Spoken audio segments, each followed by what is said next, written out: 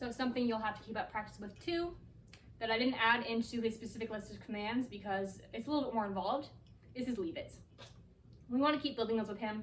He's not great, so we want to continue to improve with him. And so how we're going to do that is, again, a practice exercise every day with him, or whenever you can manage it. So I'm going to warm him up with this too. I'll start with food in my hand. I'm going to tell him, leave it, and then present the food to him. Nope. I'm going to drop it.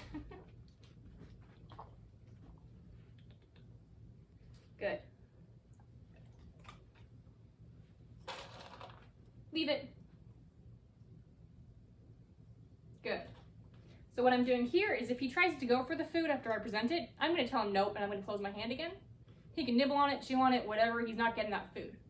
Once he chooses to move away from the food and look at me or just look away from it, I'm going to tell him good, and I can reward him with the food in this hand, or I can reward him from the other hand, which might be preferable because that way he understands that he's getting rewarded and it's distinct from the food that we asked him to leave it. Nope. Off. Leave it. Nope.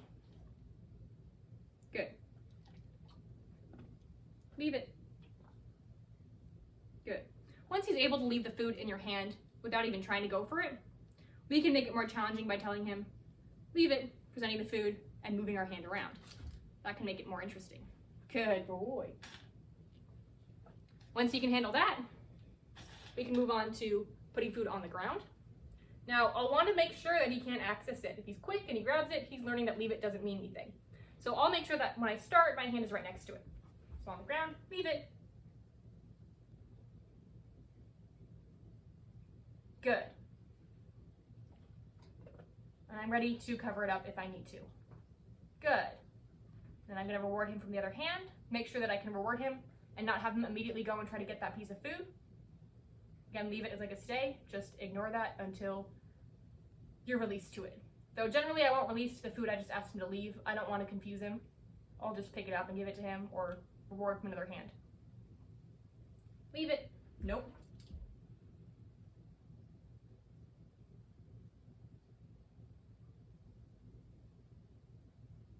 Good. Again, he looks away. He gets the reward. Nope. He tries to go for it. It gets covered up. So it's really going to be important when you start practicing this is that you are able to prevent him from accessing that food that you've dropped. Good. So I'll usually start on the ground with him and have my hand at a pretty easy distance. Once he can do it with you sitting down pretty easily, good. Then we can move on to standing up, sitting on the ground, and being ready to step on it. No. Leave it. Again, I want to make sure that he has the option to try to go for it.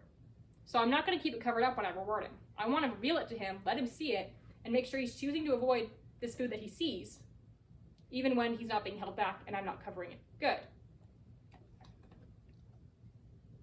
Good. Once he's able to do that, we can do little drops. Leave it. Good. Good.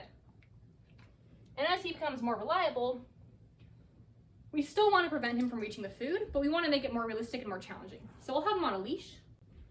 I can toss the food, leave it, and I'll prevent him from accessing it using the leash.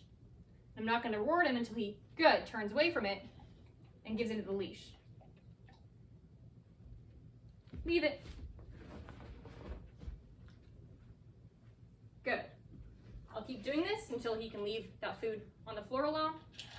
Usually he needs a couple reminders every session. He'll get more consistent as you practice more. Leave it. Good. You'll notice that I'm saying leave it after I've tossed the food. This makes it more realistic. If I say leave it and then toss the food, he knows what's going on. I want him to be able to practice having stuff fall or seeing stuff randomly and me being able to ask him to leave it after the fact and still have him leave it alone. Leave it. Good. Now there's a bunch of pieces of food on the floor. I want to see if he can walk past them. So I'm going to keep him on a really short leash. So I'll try not to put pressure on it, but I'm going to try to prevent him from accessing the food while I walk past. Nope.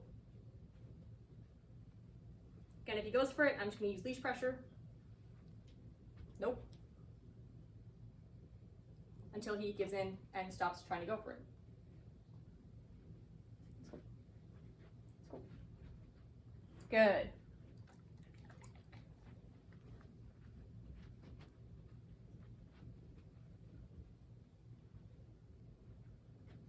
Nope.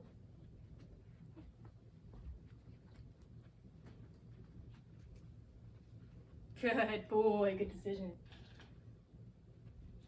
I've noticed that he tends to sometimes want to get up on the table or the counter if there's food there. So I can set the food out on the chair, ask him, leave it. Good, and reward him for leaving it alone. Leave it. Nope. Nope.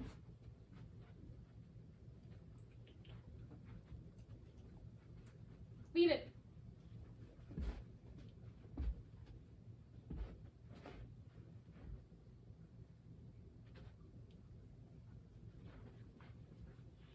Good. Leave it.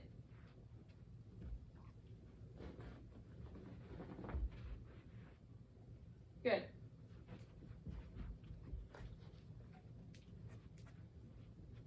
Leave it.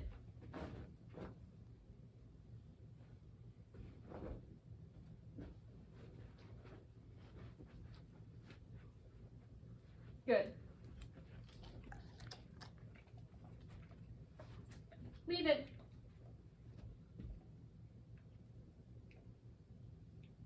Good. You'll notice that I am doing another repetition each time. If I'm just standing there and he's leaving it alone, that's great. But if each time I walk past it again, he tries to go for it again, we're not really being successful. So I want to repeat this until I can walk past it and have him ignore it. Oh, come on. Let's go. Leave it. Good. I want to make sure I'm saying leave it before applying the leash pressure too. So he's paying attention to, nope, leave it, my words, rather than the leash. Good. Sometimes that's kind of hard to do. So if your timing isn't perfect, just make sure you're preventing him from reaching the food. Leave it. Good. With this, I'd usually like to use a higher value treat as well. So if he's leaving his kibble alone, I want to be offering him really good stuff, you know, better treats. Leave it. Good.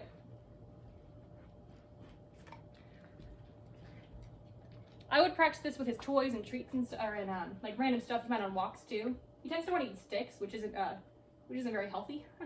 So I've been practicing this with him with sticks, and as soon as he knows that he gets food in exchange for sticks, he's been really good about it. But I want him better about leaving sticks like the first time he's asked, rather than having to do a bunch of repetitions. So practice with sticks on walks when you see him. You can just see that he notices one, tell him leave it, and then do the same kind of pressure thing. Or you could pick one up and do the same routine that we do with the food. I know, this is lame. Good decision. That's a good boy. That's a good boy. When he leaves it on his own without any pressure, I might have a little party for him. Yes, good job. Give him a bunch of treats. Give him really high value treats. This will be a really good thing to work on with him. So I would recommend practicing this every day. And once he gets good, you can do it really randomly, right? You're making food, drop a piece on the floor, oops, leave it. Be ready to cover it up with your foot. Or even have him tied up and watch him, and then when he stops trying to go for it, and then he can get his reward. Good boy.